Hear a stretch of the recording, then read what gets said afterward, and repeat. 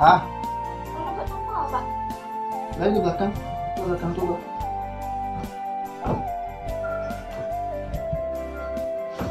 Nggak ada ya, Pak. Yuk ke mana tuh? Kau punya kawan. Ke maju lah lo. Aduh, punya kawan kita.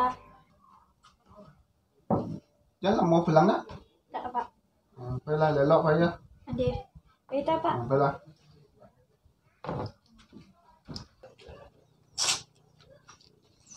Dia malah udah lama banget. Janji jam barat, ibu jam barat.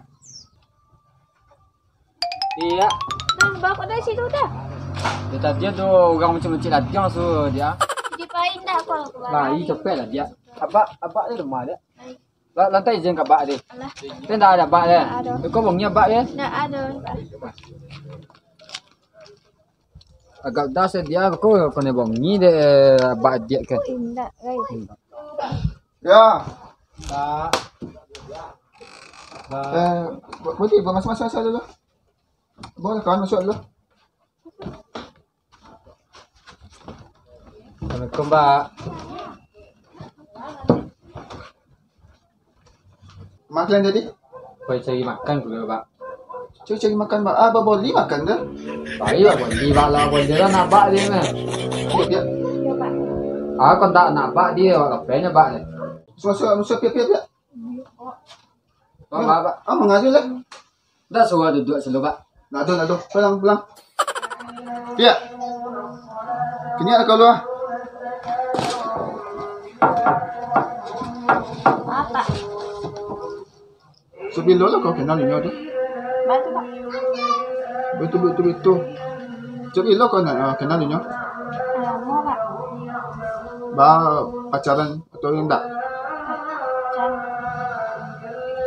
Pacaran?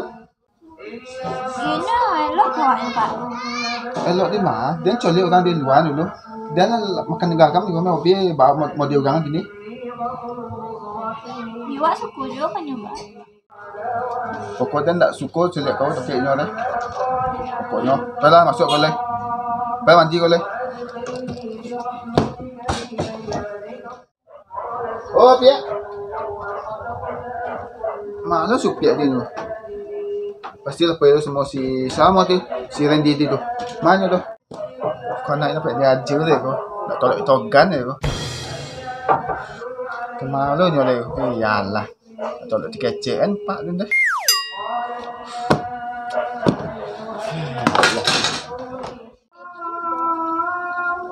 Kau dah mana ya? Lain. Di mana? Dia kalau gak atas dulu udah petang saya ya. Iya dah. Ya. Masuk lah kau. Ada apa dia? Masuk lah kau. Ah, masuk dah.